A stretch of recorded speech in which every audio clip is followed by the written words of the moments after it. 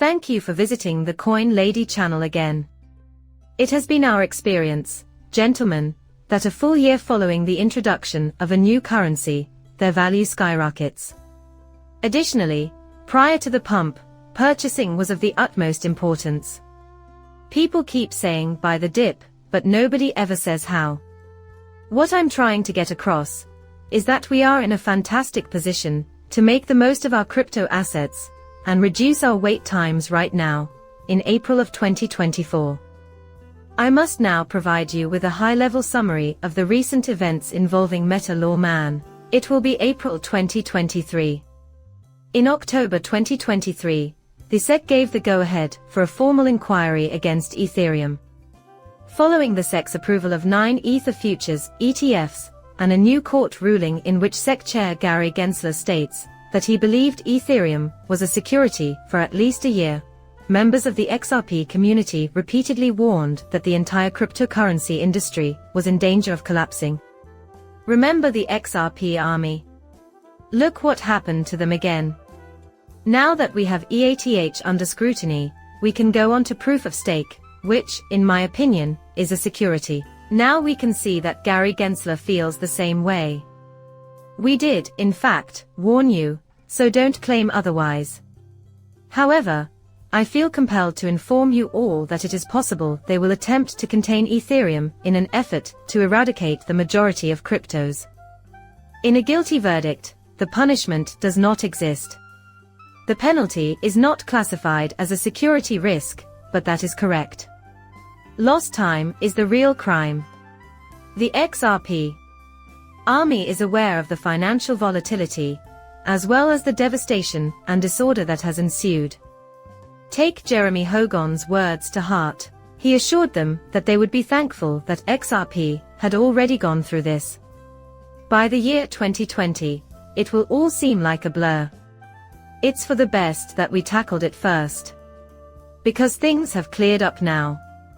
In comparison to what lies ahead, the most economically turbulent period we individually experienced in 2008 was hardly a blip on the radar. War tensions are prevalent, and inflation is out of control. Rates of interest are very high. A lot of medium-sized banks have gone down. What you need to know, though, is that ever since Ripple created his own stable coin, he has been set up to solve this problem. Finally, Mike's stablecoin rules will take effect on June 30th across Europe. Also, stablecoins are no longer banned in Japan. Worldwide, financial institutions are getting ready for the regulation and widespread use of stablecoins. Effortlessly, all the while the value of the Japanese yen is plummeting. Japan may play a significant role in promoting the adoption of XRP in certain situations.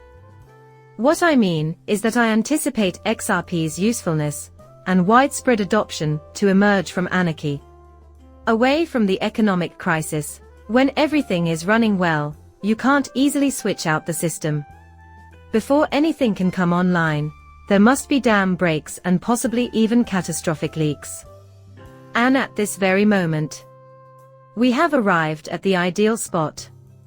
Additionally, I want to emphasize to each and every one of you that there will not be, and never will be, an XRP monopoly. There will be many digital assets that help launch this new internet financial system. I've never claimed otherwise.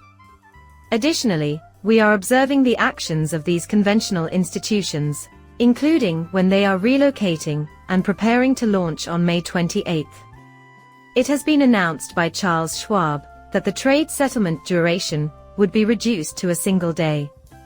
All of these things are becoming increasingly commonplace in my view of the globe. I also think that the digitalization and tokenization of assets will cause people to expect speedier settlement times. Everything revolves around this. A culture of get things done now has emerged as a result of our actions. Also, I anticipate it to be the next development. I also want to talk about the drama that has been going on with HBAR. According to Nick and the Cash Official, there were no attack articles published by media businesses on the BlackRock tokenized fund on Ethereum. It appears that media firms have already paid for ARC-X to tokenize, since BlackRock MMF on Hadera has hit piece after hit piece, and 5 posts following flood post. Indeed, it is entirely correct. My main gripe with the cryptocurrency industry is that, as Brad Growlinghouse has often said, we have already decided who will succeed and who will fail. An Etherbed was prepared for the SEC. These news outlets are cozy with Ether, and other cryptocurrency firms are engaging in political maneuvering to get others to print unfavorable stories about them. As I mentioned in my last essay, each member of Born BlackRock was actually cooperating with the others. I agree with that. Sure thing. The fact that it was an indirect relationship is irrelevant. What matters is that it existed. It was known that the two were working together. And this is the crux of the matter. In crypto, my biggest gripe is with all the hypocritical nerds who think no one gives a hoot about what they have to say. Not a single soul is concerned. As individuals pay to participate in this area, I'm merely over here attempting to explain the lizard language to you. Sometimes, the powerful and dishonest will claim that what is true is actually false. You may recall the time when Ripple was the subject of widespread condemnation from Bitcoin, Maxis, and other media providers. ETHgate was believed in by no one. 4 years later, it appears that Ripple was involved in wrongdoing. Moreover, it appears that ETHgate was entirely accurate. The XRP community keeps getting its day in court. This is almost going to be reflected in the pricing. Well, that concludes our video. Your support in the form of a like and a subscription would mean the world to me. Coming up shortly, farewell.